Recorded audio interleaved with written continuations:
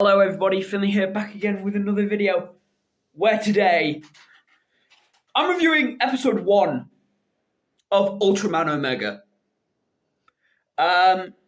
Yeah, basically I'm going to give you my thoughts on the episode, what I think, my predictions for where the rest of the show could go. Which, to be fair, I could just boil it down to, is Ultraman, he's going to get new forms, he's going to get a whole bunch of stuff. So, yeah, but anyway, let's dive in straight to the episode. So the episode begins with Ultraman Omega fighting these things called Vugsects? Something like that. I'll put the name here again and also a picture. But yeah, he's fighting these things and it's entirely in CGI, and it's not like your typical like shitty like CGI that we've become accustomed to in tokusatsu, like for example, Gout Ranger. But it's honestly striking. It's beautiful. It's honestly beautiful. I quite enjoyed it. From there, we see Omega fight these things. He takes a lot of damage, and then he flies down to Earth. I say flies down. He falls to Earth essentially, and that's kind of the crux of this episode of who is Ultraman Omega, what's he doing here, how'd he get here. So as an audience, we know how he gets there. He was in a fight, and then but anyway, I'm gonna get back into the episode again. Then we meet our kind of like centralized character, our main character, being Kosei. He's this like warehouse worker. He's a upstanding citizen, a good guy, and yeah, the episode just kicks off from there. So we pick up with Surato Okida, or Ultraman Omega. I will be calling him Surato or Okida throughout the remainder of the video. But so we meet Kosei. He's, as I said, he's this upstanding citizen, kind of like this good guy, that type of stuff. Then, obviously, again, we meet Surato Okida, or Ultraman Omega, who wakes up. Then we pick up with Kosei again at his warehouse job, preparing food on his lunch break. He goes to do something, and when he comes back, his food's gone. And throughout a lot of the scene, you can hear Surato like in the background. And yeah, he finds Surato. Surato has stolen his food, like you do, and yeah, and then from there we get into this really funny scene of Surato just simply picking stuff up and being like, "What is this?" and then dropping it, and then Kosei having to go around him to pick it up. I found that scene quite funny. I did. But throughout the episode, there's a series of earthquakes that kind of happen. They obviously relate to the main kaiju of the episode. And something about Surato is that he does have amnesia,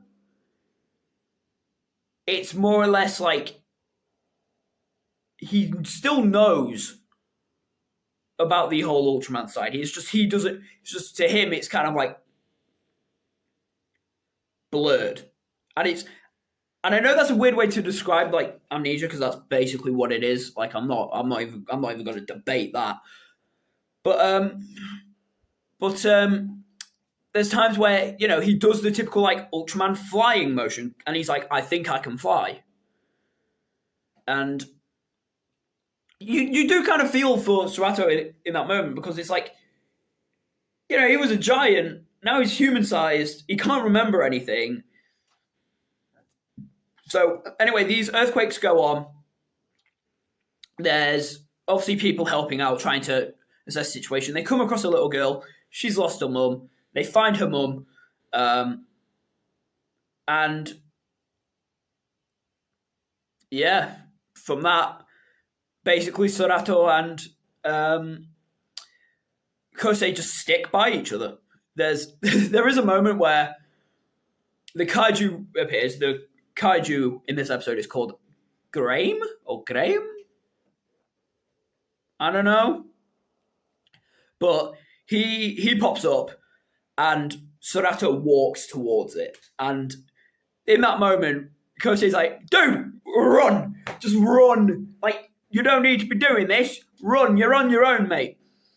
And then all of a sudden, obviously, the kaiju like blasts them. Kosei keeps getting sent up into the air. Like, there are two scenes where he just goes, and then Serato obviously saves him. It's fun. I like it. It's just a nice bit of humor. Then they stumble across the mum and the daughter again. Obviously, the mother's injured when trying to evacuate. So Serato and Kosei help them.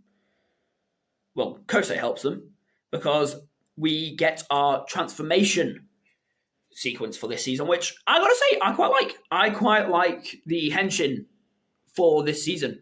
I like the way he summons the transformation device. I like that he's got the little pendant with the actual crystal on it that he uses to turn into Ultraman Omega. It's just really fun. It's just a really fun episode. Really good starting point. Like, for me, I've been off Ultraman for about 2 years.